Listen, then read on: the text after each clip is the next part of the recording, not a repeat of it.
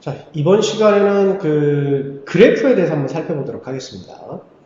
자, 여러분들이 일단 데이터를 모으면은 그 데이터를 여러분들이 많이 알고 있는 평균이라든지 빈도라든지 이런 것들로 해서 계산해서 나타나기 이전에 여러분들이 시각적으로 딱 뭔가를 보여줄 수 있다면 정보를 훨씬 더 쉽게 전달할 수 있습니다. 그래서 현실에서 가장 많이 쓰이는 방법은 수치로 제시해주는 방법도 많이 쓰이지만 그래프를 통해서 정보를 전달하는 방식은 많이 쓰이고 있습니다. 그래서 지금 저희가 이제 평균이라든지 표준편차, 분산 이런 것들을 살펴보기 이전에 이제 그래프에 대해서 한번 살펴보도록 하겠습니다. 첫 번째 이제 빈도 분포라고 그러는데요. 여러분들이 만약에 데이터를 모은다면 이런 식의 분류를 첫 번째는 평균이라는 걸 내기 전에 분류를 할 수 있습니다. 만약에 지금 이 화면에 보이는 것처럼 점수가 4점부터 10점까지 이렇게 분포가 되어 있고요. 각각의 그 점수에 속한 사람이 몇 명인지, 학생이 몇 명인지를 나타낼 수 있습니다. 그래서 예를 들면 이 4 같은 경우는 점수를 4점 맞은 학생은 한 명이에요. 한 명입니다. 반대로 요 10점을 맞은 학생은 2명이에요. 자, 이런 식으로 해서 각각의 이 유목화를 시킵니다. 유목화라는 게 뭐냐면 분류를 한다는 뜻입니다. 지금 여기에서는 4점부터 10점까지가 되어 있고요. 이거를 4, 5, 6, 7, 8, 9, 10 이런 식으로 유목화시켰다. 즉 categorization, 범주화시켰다라고 해석하시면 돼요. 그래서 이런 거를 뭐라고 하냐면 단순 빈도표라고 얘기를 합니다. 단순하게 그냥 빈도만 나타낸 거예요. 단순 빈도표라고 얘기를 합니다. 근데 여기에서 조금 더 확장을 시키면 뭐를 구할 수 있냐면요. 비율과 백분율을 구할 수 있습니다. 자, 뭐냐면 지금 빈도를 잘 계산해 보면은 2 더하기 5 더하기 7 더하기 3 더하기 즉 이 모든 거를 여기서 쭉 다 더하게 되면은 이 부분을 더하면은 총 20명이 됩니다. 20명이 돼요.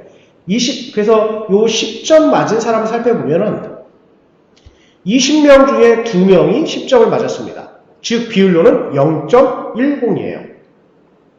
그리고 9점을 맞은 학생은 5명입니다.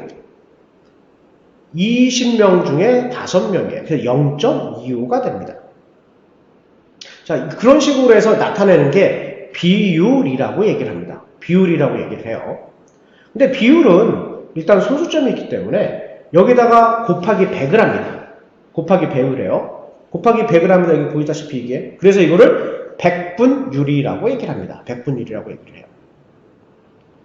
그리고 참고로 이 비율 같은 거 보잖아요. 이를 지금 점수가 10점일 때를 보면 2명입니다. 이 2명을 전체 사례수 20명으로 나누면 0.10이 나오는 거 맞아요. 맞습니다. 근데 통계에서는 그 최대값이 지금 여기다 적어주면 최대값입니다. 최대값. 최대값이 1이잖아요. 최대값이 1이면은 이 소수점 앞에 0을 붙이지 않아요. 0을 붙이지 않고 그래서 0.10 대신에 0.10이라고 표현을 씁니다. 그래서 0.10 대신에 0.10이라는 표현을 씁니다. 통계에서는. 근데 최대값이 1보다 크다. 즉 평균은 1보다 큽니다. 이런 것처럼 최대값이 1보다 큰 거는 이 소수점 앞에다가 0을 붙입니다. 암묵적으로 많이 합의를 해서 쓰이는 하나의 그 정형화된 틀이라고 생각하시면 돼요. 자, 그래서 여기서 또 보면은 근데 이제 묶음 빈도 분포라고 얘기를 해가지고요. 이건 뭐냐면은 지금 1, 2, 3, 4, 5 지금 저희 그 책 교재를 보시면은 50명의 학생들을 점수를 쫙 나열시켰어요. 여러분들 지금 이렇게 생각하시는 거예요. 이 한 반에 지금 50명으로 구성되어 있는데 50명의 학생을 전부 다 점수를 다 나타난다고 생각을 해보세요. 점수를 다 나타내면은 이 모든 학생들의 점수가 나타나기 때문에 분포가 무지무지하게 그 공간을 차지합니다. 근데 이 공간을 약간의 묶어버리는 거예요. 보통 급간이라고 그러는데 급간으로 해서 묶어가지고 전체 로우 데이터 50명의 데이터를 다 보여주는 게 아니라 급간에 몇 명이 속해 있는지를 보여주는 겁니다. 그래서 이 급간의 넓이는 간단한 수로 정한다. 왜 그러면 50명이 학생이 여러분들한테 있다면 그 급간을 50개로 한다면 별 의미가 없겠죠. 그러면 그 50명을 잘 나타낼 수 있는 그 범주화를 보통 얼마나 할 수 있을까? 합리적으로 결정을 해야 됩니다. 그리고 모든 급간은 똑같이 나눠야 돼요. 똑같이 나눠야 됩니다. 근데 여러분들이 이 급간이라는 게 익숙하지가 않은데 뭐라고 생각하시면 되냐면 여러분들이 이번 코로나 사태 때문에 뭐 0세에서 9세까지는 몇 명이 걸리고 10세에서 19세까지는 몇 명이 걸리고 이렇게 0세에서 9세, 10세에서 19세, 20세에서 29세 이렇게 나누는 거를 급간이라고 얘기를 합니다. 0세에서 9세까지를 꼭 나눠야 된다. 이런 법은 없습니다. 0세에서 10세까지 나눌 수도 있고요. 0세에서 15세까지 나눌 수도 있어요. 꼭 정답은 없습니다. 근데 뭔가 의미가 있으니까 보통 얘기를 할 때 0세에서 9세, 10세에서 19세 이런 식으로 나누는 거예요. 그렇게 나누는 걸 급간이라고 얘기를 하고요. 그리고 모든 급간은 똑같은 폭을 가져야 된다라는 게 뭐냐면은 이 급간의 폭을 만약에 10세에서 19세라고 하나의 급간을 표기를 했는데 또 다른 급간에서는 20에서 만약에 40이라고 이렇게 급간을 표기를 해버리면은 이 간격이 같지 않다라는 얘기예요. 그래서 이 간격을 같게 해야 된다라는 게 바로 급간의 폭을 같게 한다라는 뜻입니다. 그리고 자세히 보시면 아까 제가 설명해 드렸듯이 급간을 0에서 9, 10에서 19, 20에서 29 이런 식으로 해서 급간을 나누게 된다면 어떤 정보를 집어넣을 때 꼭 한 곳에서만 들어가야 돼요. 어떤 식이냐면은 그 9점에 속하든지 뭐 10점에 속하든지 또는 나이가 9살에 속한 사람이 나이가 10살에 속한다. 이 둘 중에 하나만 속하는 거지 두 개 동시에 속하지는 않습니다. 그래서 꼭 하나의 급간에만 속해야 된다라고 얘기를 하는 겁니다.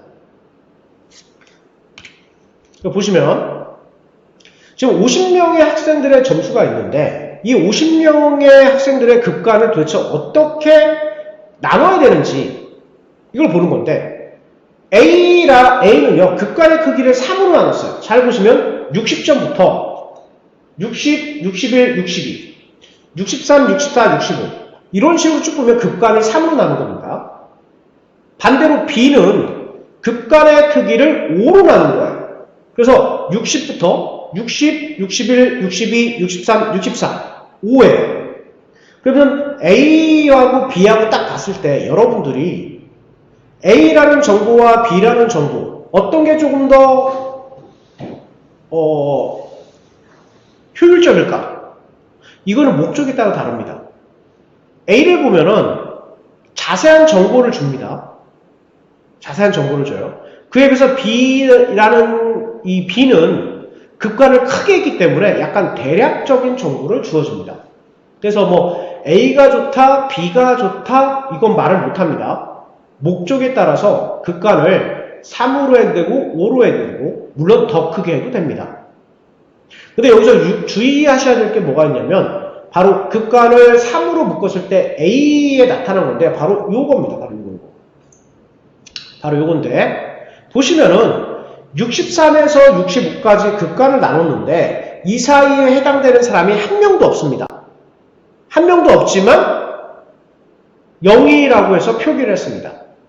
그래서 전체 원래 데이터를 표기를 할 때 이 급간에 속해 있지 않다라고 해서 63, 64, 65에 해당되는 급간을 빼는 게 아니에요. 빼는 게 아니고 그대로 부과를 하고 거기에 속한 사람이 한 명도 없다. 0으로 표기되는 겁니다. 그리고 학생들이 만약에 시험을 보고 점수를 얻었습니다. 그 시험을 보고 점수를 얻은 그 점수를 뭐라고 그러냐면은 원점수 또는 로우 스코어라고 얘기를 합니다. 로우 스코어라고 얘기를 해요. 자, 이 데이터는 뭐냐면요. 지금 현재 질병관리청에 지금 나와 있는 그 코로나 확진자 그 표에 이렇게 보시면은 80세 이상이 여전히 많습니다. 80세 이상이 여전히 사망자가 제일 많고요. 사망자가 제일 많고, 그 다음에는, 사망자가 어디가 많은지 한번 살펴볼게요. 여전히 70세. 그러니까 쭉 보면은, 연령이 많으면 많을수록 사망자 수가 많습니다. 근데 제가 여기서 말씀드렸지, 지금 묶음을 보기 때문에, 묶음을 자세히 보시면, 여기는 0세에서 9세, 10세에서 19세, 이런 식으로 묶었습니다. 근데 이거는 틀렸다, 맞았다가 아니라, 이거는 어떤 목적에 의해서 0세에서 9세까지가 잘 이거를 대변한다 라고 하면은 0세에서 9세까지 보는 게 맞습니다. 맞아요. 그래서 이렇게 여기는 급간의 크기를 9로 나눈 겁니다. 10으로 나눈 거죠. 0, 1, 2, 3, 4, 5, 6, 7, 8, 9. 그래서 급간의 크기를 9로 나눈 겁니다. 급간의 크기를 9로 나눈 거예요. 그 다음에 여기서 한번 또 나타날 게 뭐냐면 또 누적 빈도 분포라고 있습니다. 누적 빈도 분포라고 있는데 이거는 말 그대로 누적, 쌓는다. 계속해서 쌓는 겁니다. 지금 50명 학생의 점수를 즉 위에서 보여줬던 이 묶음 빈도 분포표를 특히 A에 관련된 분포표입니다. 이거를 누적 빈도 분포로 나타내면은 보시면 알겠지만 60에서 65 사이에 나타나는 학생은 딱 2명밖에 없습니다. 그리고 63과 65에 나타나는 학생은 없기 때문에 그대로 2 더하기 0은 2입니다. 2 더하기 0은 2예요.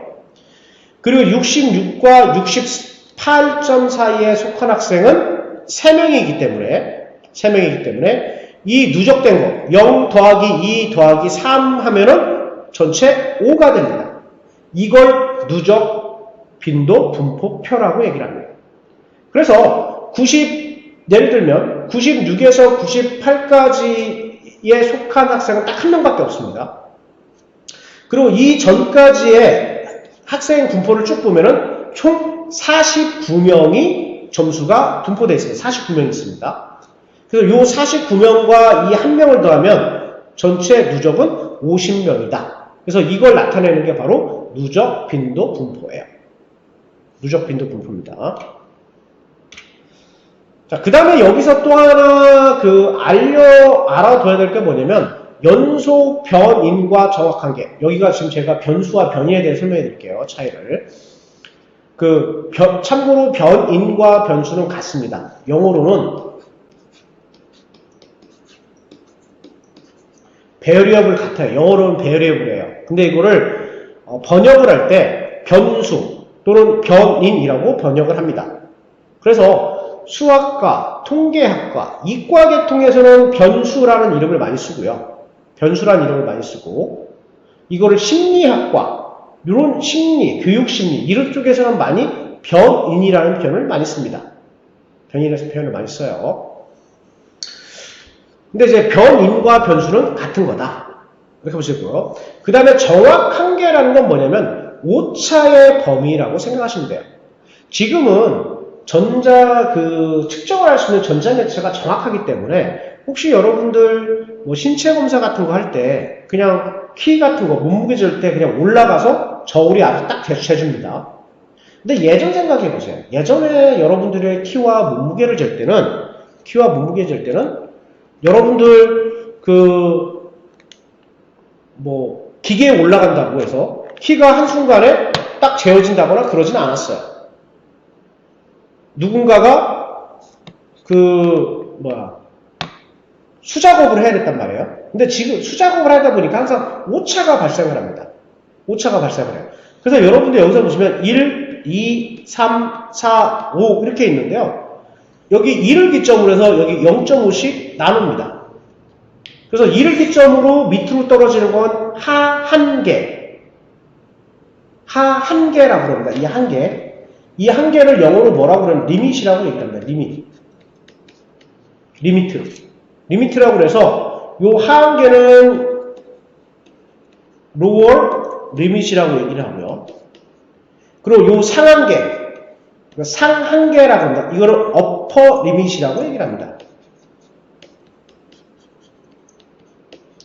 어퍼 리밋이라고 얘기를 해요. 그래서 예전에는 이 정확하지 않았기 때문에 지금도 마찬가지예요. 뭐든지 정확하게 된다. 이거 거의 불가능해요. 그렇기 때문에 오차라는 게 항상 있습니다. 그래서 어떤 수를 기점으로 해서 위에는 상 한 개, 밑에는 하 한 개. 그래서 요 두 개를 합쳐서 정확 한 개라고 얘기를 합니다. 그래서 이 정확 한 개를 가지고 이 정확 한 개는 바로 급간을 구분하는 기준이 돼요. 참고로 요 1.5의 이 상 한 개는 1과 2를 구분하는 선이 되고요. 1에서 봤을 때는 1.5는 상 한 개가 되지만 2의 관점에서 보면은 1.5는 하 한 개가 됩니다. 하 한 개가 돼요. 그래서 이 하 한 개와 상 한 개를 그러면 이 도표에서 어떻게 나타낼 수 있느냐를 살펴보면은 이런 식으로 나타낼 수 있습니다. 자세히 보시면 60과 62의 이 하 한 개와 상 한 개를 나타내면요. 0.5를 빼면 59.5가 하 한 개입니다. 그 위로 나가면 62.5가 상 한 개예요. 근데 아까 말씀드렸지만 이 정확한 개는 급간과 급간을 구분하는 기준이 된다고 했어요. 그러다 보니까 위에서 62.5가 하 한 개지만 밑에 급간에서는 65.5는 또 하 한 개로 쓰입니다. 하 한 개를 써요. 이런 식으로 나타내는 게 바로 정확한 개라고 얘기를 합니다. 그럼 이 정확한 개는 언제 쓰이냐면요. 나중에 제가 다음 슬라이드에 나타나는데 히스토그램을 그릴 때 나타납니다. 제가 보여드릴게요. 이제부터는 약간 여러분들이 수집한 데이터를 빈도라든지 묶음이라는 걸로 크게 보여줬으면 이거에 대한 이제 그림을 나타내야 되는데 그 그림에 대한 걸 한번 보여드리도록 하겠습니다. 자, 히스토그램이 있는데요. 이거예요. 59점하고 64점 이렇게 만약에 이건 5점 단위로 구나 B 있잖아요. B의 급간의 크기를 나타낸 건데요. 이거예요. 59하고 64 있는데요. 이거는 하나의 히스토그램입니다. 근데 59 위에 있는 게 59가 아니고요. 59.5 바로 59의 상한계입니다. 상한계. 그리고 64는 64점이 아니고 64.5 바로 64의 상한계예요. 이런 식으로 이거를 그래프를 그리는 게 바로 히스토그램입니다. 이게 히스토그램이에요. 그래서 이 정확한 게 하한계와 상한계, 상한계와 하한계를 맞물려 가지고 그림을 그릴 수 있는 게 바로 히스토그램의 특징입니다. 여기에서 조금 더 발전시키면 어떻게 나타낼 수 있냐면요. 이따가 보여드리겠지만 요 하한계끼리의 연결을 시켜가지고 중심을 연결시켜서 이런 식으로 해서 그림을 나타낼 수도 있어요. 이런 식으로. 가운데 이게 보면 이제 꺾은선 그래프라고 그러는데 나중에 보여드릴게요. 바로 이겁니다.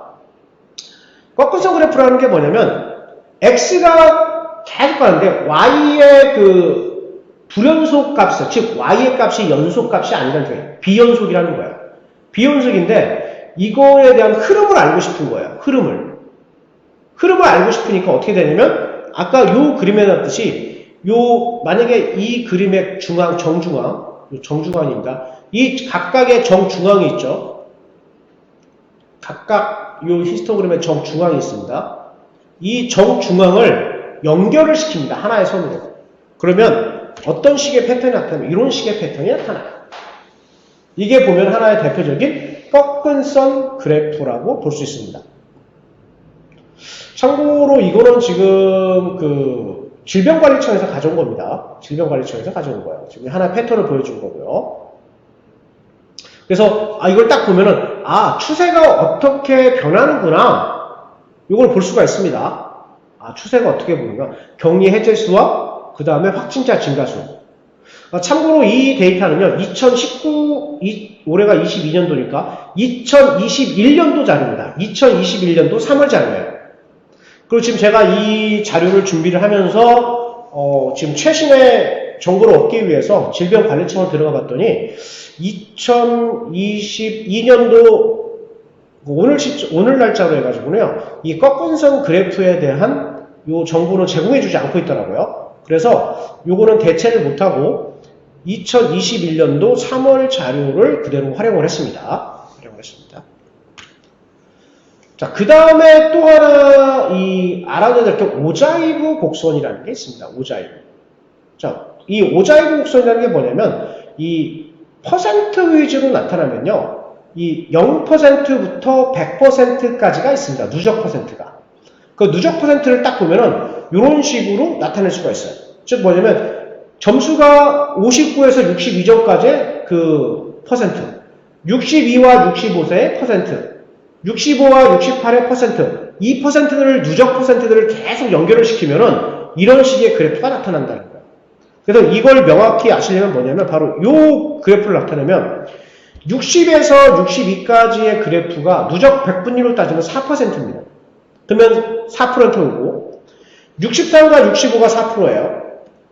66과 68이 10%, 그 다음에 18%, 24%, 32%. 그래서 쭉 가다 보면 100%에 도달을 하죠. 이 그림을, 이 누적 100분율을 이렇게 그림으로 나타낸 걸 오자이브 곡선, 오자이브 그래프라고 얘기를 합니다. 오자이브 그래프라고 얘기를 해요. 그 다음에 이제 막대 그래프가 있는데요. 이 막대 그래프를 보시면 알겠지만 일단은 비연속이에요. 14년도 생산량과 15년의 생산량을 따로따로 해서 비교를 할 수 있습니다. 비교를 할 수 있어요. 자, 그런데 이 막대 그래프 같은 경우는 좀 모든 그래프가 마찬가지입니다. 실질적으로 모든 그래프가 마찬가지예요. 그래프를 그리실 때 좀 그림을 조심하셔야 됩니다. 왜 그러냐면 여기 실선으로 그린 그림하고 점선으로 그린 그림하고 비교를 해보시면은 실선으로 나타낸 그림을 보면은 1억과 2억 톤씩 생산한 거 결과는 똑같습니다. 근데 실선으로 나타낸 거는 14년과 15년 생산량이 1억 톤, 2억 톤. 수치로 알겠는데 그림 좀 작아 보입니다. 근데 이 그림을 만약에 저렇게 실선으로 나타내버리면 1억 톤이면 되게 많은 느낌이 옵니다. 2억 톤이면 더 많은 느낌이 옵니다. 그래서 똑같은 정보를 주더라도 그림에 따라서 다른 느낌을 받을 수 있다. 그래서 여러분들이 그 신문이라든지 기타 인터넷에 나와 있는 그 그래프 같은 거를 보실 때 그래서 주의하셔야 됩니다. 주의하셔야 돼요. 그리고 이 막대 그래프를 조금 더 확대를 시키면은 이런 식의 막대 그래프를 나타낼 수 있습니다. 이건 뭐냐면은 현재 코로나 상태인데요. 3월 11일 날이 약 20만이 확진이 걸렸고요. 쭉 가다가 3월 17일 현재 그 코로나 걸린 그 수가 62만 명이랍니다. 그러면 지금까지 우리가 19년도에 코로나가 발생을 했는데 19년부터 지금까지 이 코로나에 걸린 누적 수는 몇 명이나 될까요? 보면은 이 막대 그래프죠. 맨 위에 있는 거. 800만 25만 명. 약 800만 명이 코로나에 걸린 겁니다. 그러면은 대략적인 우리나라 인구 5천만 명을 잡았을 때 거의 뭐 4분의 1 정도가 코로나에 한 번씩 걸렸다라고 해석을 할 수가 있겠죠.